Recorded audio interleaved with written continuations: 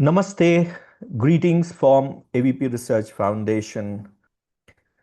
Today we are really proud that the whole world is celebrating the message of Ayurveda and Yoga throughout the world. It was the vision of our sages that Indian science like yoga, which talks about the union or integration of mind, body, and spiritual dimensions of human life, a science and a philosophy which transcends from mere understanding life physically,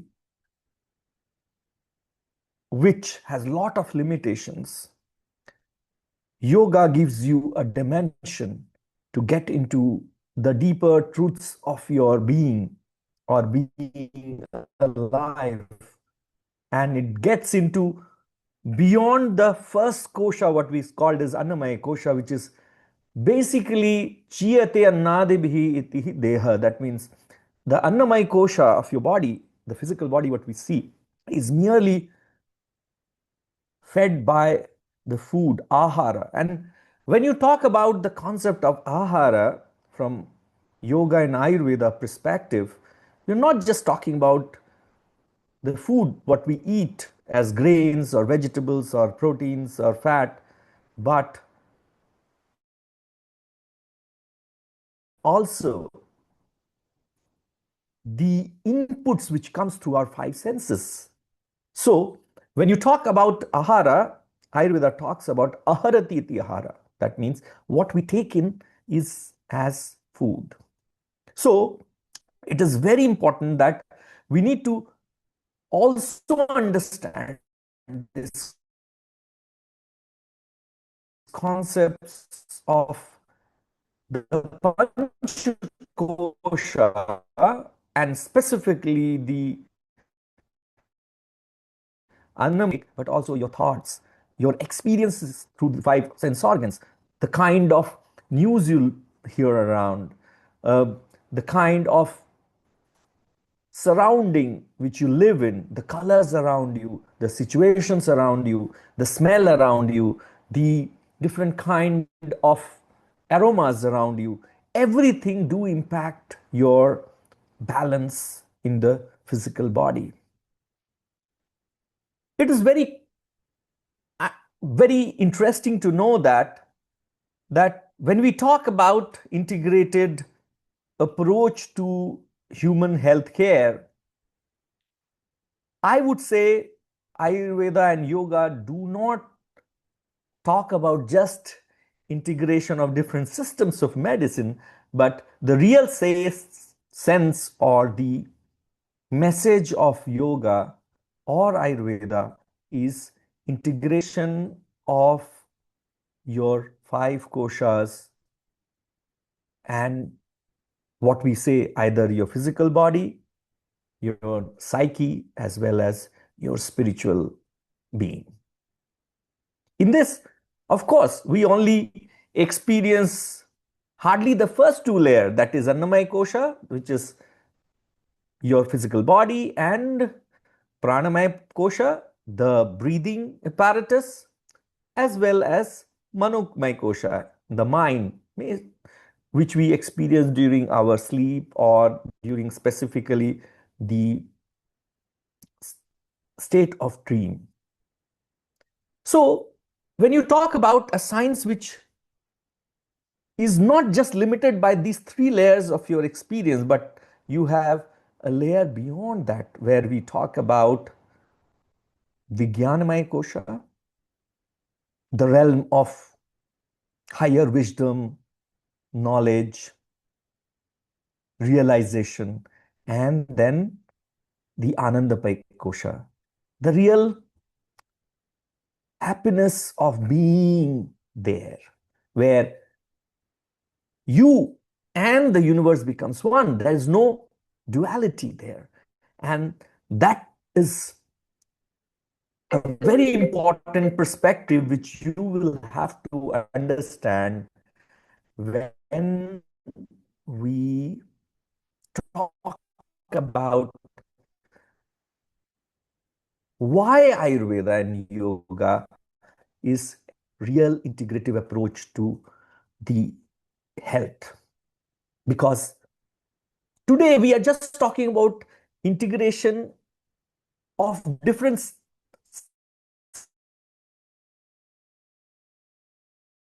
systems of medicine to just balance one layer of your existence, that is Annamaya Kosha. Vijnanamaya Kosha, the Anandamaya Kosha is not yet really thought about as to how do you holistically look at this level, different layers of your being, where the science of Ayurveda, yoga, or different healing methods also has an impact. Today, we would try to understand on this yoga day as to what is the synergism told in Ayurvedic text about the references of yoga in Charaka Samhita. It's quite interesting to see that in Charaka Samhita, in one of the sthanas, which is called as Sharir Sthana, Charaka talks about is yoge mokshe cha vedananam apavartanam. Now, what is Vedana? If you talk about what is Vedana, Vedana is pain. And how Charaka says that the Vedana, which can be Saririka, that is physical, Manasika, the psychological, or Adhyatmika, or psycho-spiritual. Now, we know in Ayurveda, there are different subgroups of disease. Adi Daivika, Adi Bhautika, Adhyatmika. And this three realms of manifestation of disease is very aptly addressed by different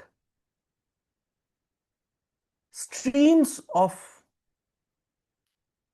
ancient Indian sciences like Ayurveda and Yoga.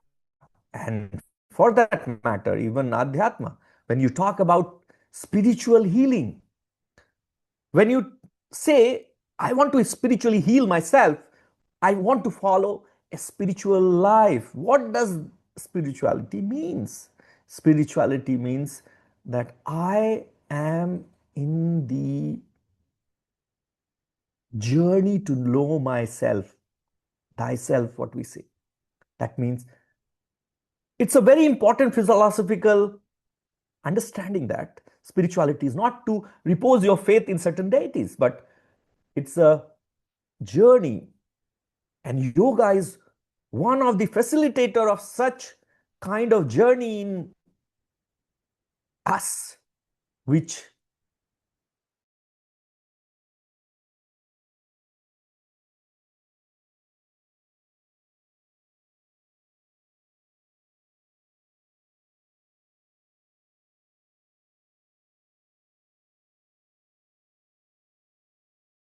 has a big role to play. That is that it's fine that we can follow all the precepts of Dinacharya, Ritucharya to prevent disease, because the first aim Charaka talks about is swasthasya swastha rakshana, and that's why there is Sadvritta, a very important chapter or a subsection in our Ayurvedic text where we first talk about how to eat healthy, how to have a healthy lifestyle, aligned to the circadian rhythm and how to follow different um, regional, local diet and lifestyle, which can bring about ideal state of balance, and you can enjoy being healthy. But then there are challenges. Let us understand that there are challenges. And in spite of following a good diet, lifestyle, or also people tend to get disease because it's the kala. Because we know the time, the dimension of time also plays upon, and the process of aging, which is called as swabhavika roga, that is swabhava. That means by nature, the aging itself is a disease. And so we need to also indulge into preventive health care, which should aim at reversing your age. So today we are talking about regenerative medicine, anti-aging medicine. It's not a new thought process. The basic aim of Ayurveda in the first verses itself, it says, Ayuh kamyamanena dharmartha sukh sadhanam. Now, what is the main aim of Ayurvedic text? To give you a, a longer life, a desire to have a longer life. For what? Not to just amass wealth, material pleasure, or long life and a healthy body, but all this for the dharma, artha, kama, and moksha. That means you have to indulge into this material world with this chaturbhida purusharthas. The you have to have right action, right obtain right knowledge, serve people, and then go into a spiritual path to realize the real self and understand the real nature of you and what is you and what who am I. And that's where yoga creates that platform for you to understand that you are not just this body. Your body is just a vehicle to implement certain materialistic outcomes which was you supposed to have delivered in a particular janma.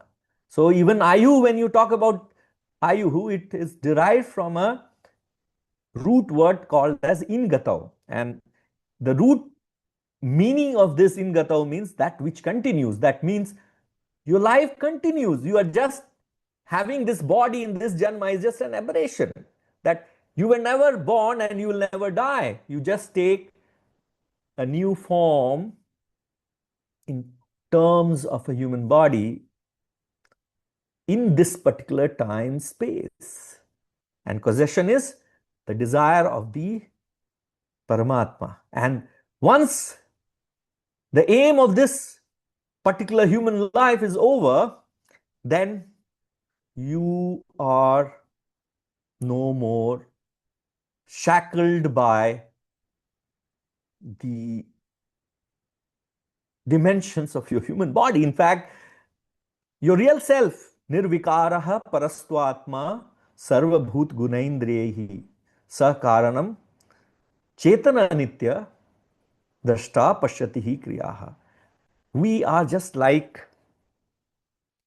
an observer, and just in this body we are like an observer, that atma which is just inside it but not yet attached to it. At any point of time we come out of it, but then why are we worried about to take care of your health? Is because as long as you stay in this body, as long as you stay in your house, you keep it clean. And that's where the concept of yoga and Ayurveda comes together. It's quite interesting to know that the basic tenets of yoga and Ayurveda, which escalate through the ladder of approach to preventive and curative health, is almost the same.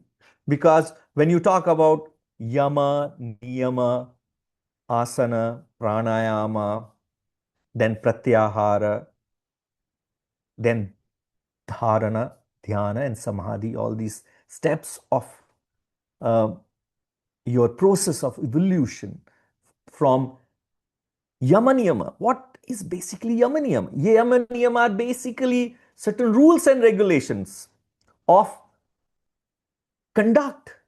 When we talk about Niyama, we talk about Ishwar Praninahanam, Swadhyaya, Tapas, Santosha, Saucha. All these are basically, or aparigraha as part of, whole this Yama Niyama, Brahmacharyam, Asteyam, Satya, Ahimsa. All these perspective of Yama Niyama is already told where in the Ayurvedic text, even in the Sutra Sthana of Ayurvedic text in Ashtang Sangraham and Ashtang Ningraha, Ashtanga Hridayam, there is a chapter, very interesting thing it is told in Dravyadi Vijnanam. See, and a part also is told in Dinacharya Adhyaya. So, if you look at, there are many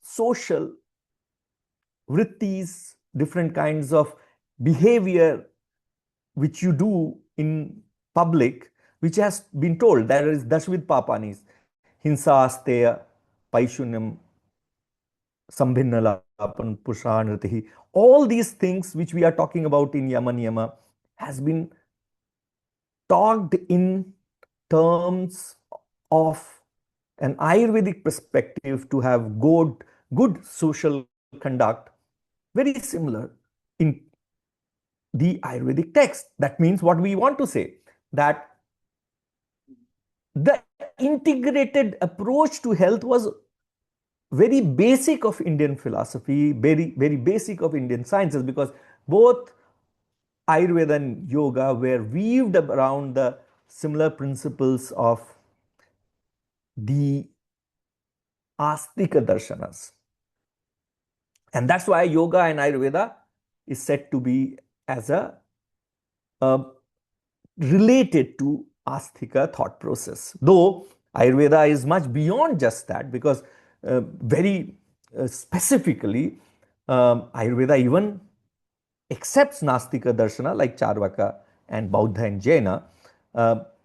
It does not mean that it refutes the Astika thought process, but it again is an example of integration, that anything which we try to understand. So, because Ayurveda is an applied science, Yoga is a basic science. So, when we talk about an applied science, it has to utilize best of the theories of different thought processes to understand the complex mechanism of life. And coming to the whole concept of the One Health, Yoga for One Health, which is one of the basic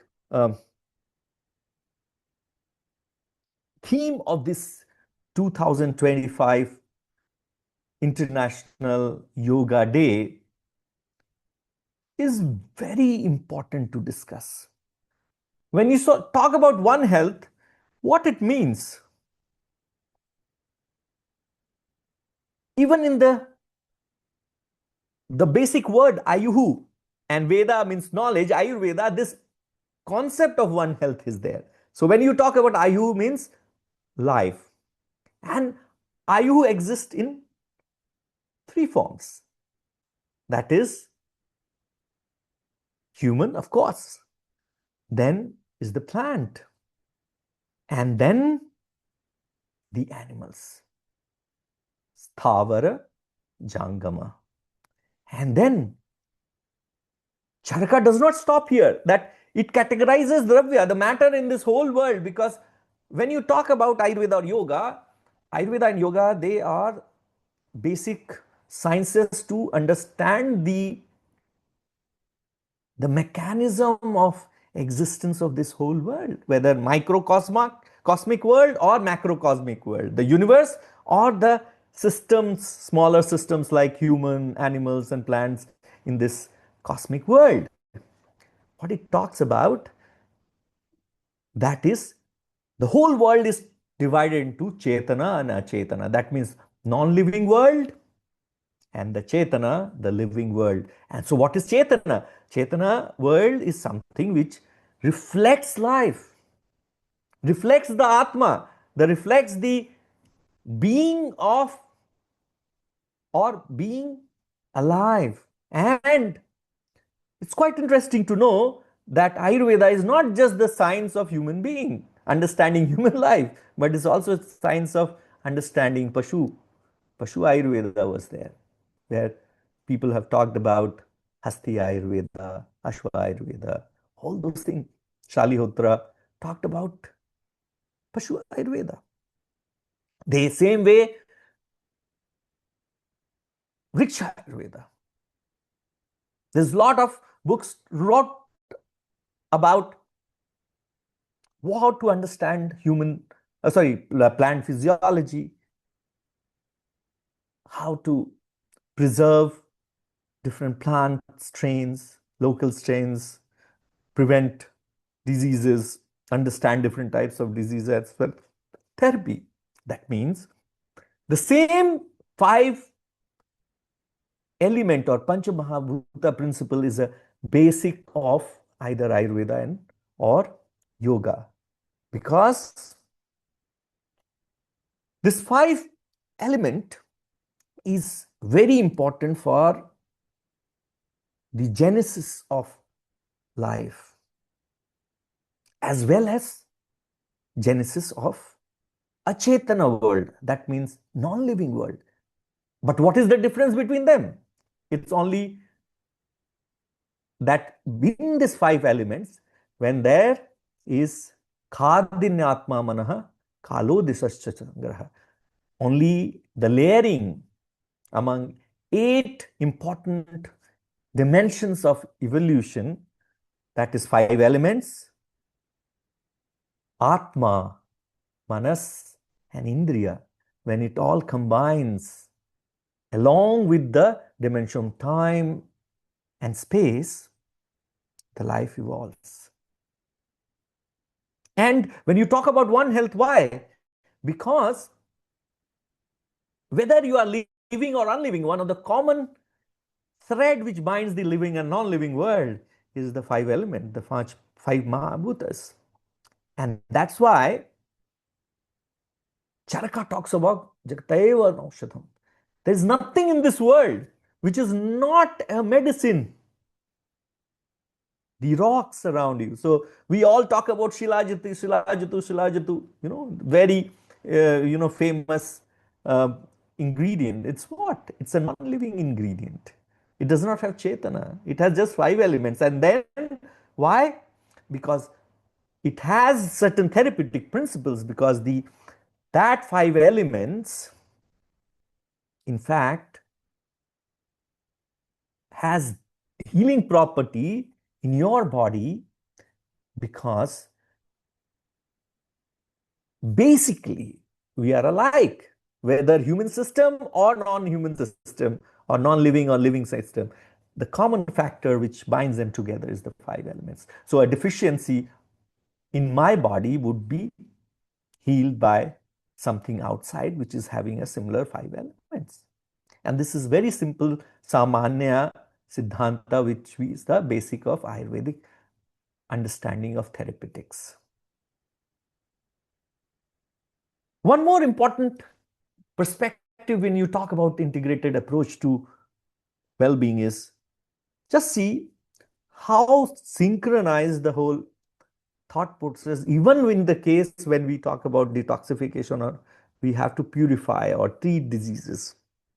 There's a very important book in yoga which is called as Charaka Samhita, which in fact elaborates very much into the relationship, interconnections of doshas with different yogic thought processes, yogic philosophies.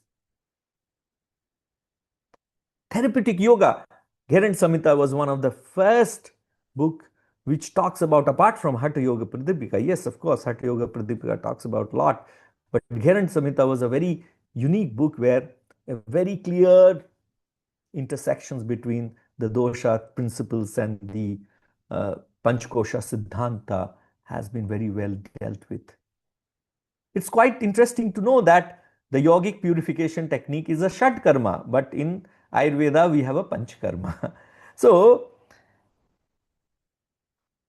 if you look at Kunjal Kriya, Nauli Kriya, Dhauti Kriya, Neti Kriya, all these are different methods of purifying your human body, or Tarataka. They are way of purifying your human body, which is non-pharmacological. And of course, if you look at the level of purity of your body, but then if you are in a pure materialistic world where you still have not got evolved into doing your Nari Shodhana Pranayama every day and your Nari Shuddhi is not complete, it is advisable that first, through Ayurvedic process of Panchakarma, where we use certain pharmacological product. Yes, of course, we use herbs and different um, procedures to purify your body, because ultimately your body is imbalanced and you need to prepare this human body for a non-pharmacological shodhana, which is called as Shatkarma in yoga, where you just use 5 elements in the world or in the microcosmos to heal yourself. But yes, if the buildup is very strong, doshas are very imbalanced, of course you need Panchakarma first. And that's why Charaka very specifically talks about that once, through following the principles of Ayurveda, you attain a balanced state of body, then the comes to the mind. And that's where the pranayama start. Of course, if you look at Ashtanga yoga and we say Ashtanga Hridaya, there is a similar kind of Ashtangas. In Ashtanga yoga, we talk about asana is the first step to balancing your human body. So after healthy psychosomatic discipline, and I want to talk to you about is very less known Hatha Yoga Pradipika definition of yoga is called Yogo Hi Anusashana. That means yoga is a process of disciplining your body. And whether it is Yama Niyama, Asana, Pranayama, the Ashtanga Yoga, or Ayurvedic principles of Dinacharya, Ritucharya, the basic aim of all these things, all these shastras has been only one: how to inculcate the discipline of healthy life. Unfortunately, with our modern lifestyle, what we are talking about is about freedom, freedom of thought, freedom of expression, freedom of doing things at your wish and desire. I don't disagree with it. But if you exercise that freedom within the ambit of the macrocosmic and microcosmic relationship, without imbalancing this relationship, you see today most of the lifestyle disorder is that I will wake up whole night and I'll sleep in the morning, and I have a modern lifestyle. I enjoy my nightlife. But what is the outcome? Certain kinds of stress disorder and circadian rhythm. We say basically they are owls, that people who are very active during the night. Are we exercising a freedom in the right way? No. The studies have proven that people who do not sleep in the night exercises that discipline, they are more prone to psychosomatic disorders and metabolic disorders like type 2 diabetes, obesity, not eating at right time, indulging in binge eating. All these are cause of modern lifestyle disorders. Today, unfortunately, 70% of our disorder which we suffer from is basically lifestyle disorder. And all this disorder is because not following an anusasana. I'm not against the freedom of humans exercising optimally, but freedom need to be exercised in a specific discipline. If you do that, you create a balance in your different realms of your panchakoshas in order to enjoy it better and longer, because ultimately the aim of Ayurveda and yoga is basically to have a longer life for a better physical, mental and psychological, spiritual well-being, and have a bigger, better society. And this is where the last dimension of health is never talked about, is the health of the community and the health of the universe. When you talk about one health, it's not selfish that I have to be only staying healthy. I have to stay healthy at the cost of no making my family unhappy, making my society unhappy, making my ecosystem unhappy. If I am trying to enjoy that health, that is not the health which Ayurveda and yoga talks about. When we talk about one health, Vasudhaiva Kutumbakam, when you talk about one health, when we say that we are not an individual with specific limitation to our human body, but we are connected to the world. You have to understand the cosmos impacts you and you impact the cosmos. So that's why Sadvritta was told how to behave with your fellow human, how to behave with your plants around you. Even before you utilize plant for your consumption, we have prayers, we have certain rules and regulation, when to pluck flowers, when to pluck leaves, when to eat fruit, all these things, to see that we incur minimum violence, pain to another form of life or to the universe. Today we are so focused with our own selfish, self-centered gain that if I am fine, everything is fine. And for that, you are exploiting resources, whether it's human resource, whether it is animal resource, or your plant resource, or resource from the universe. You're polluting this whole world because you have to, either enjoy your achievements materially, that you feel that if that you don't do, you're not an achiever in life. And this is where yoga and Ayurveda comes to understanding the real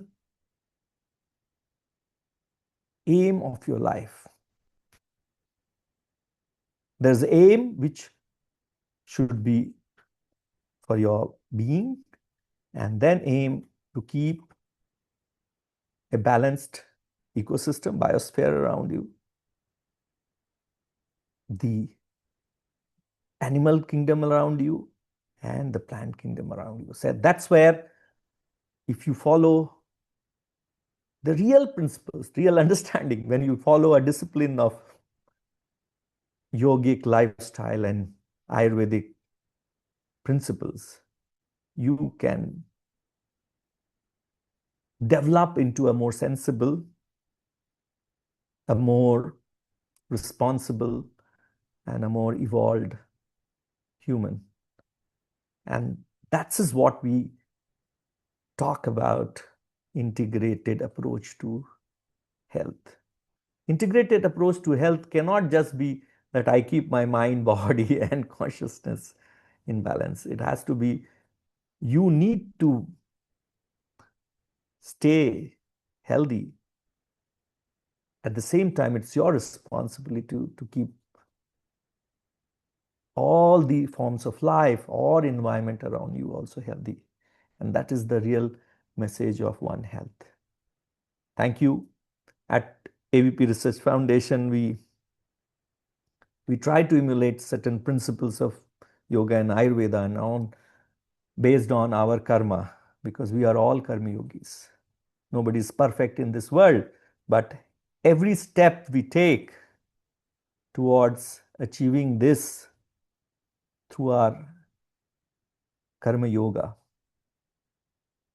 we become a better evolved human. Thank you. Namaste.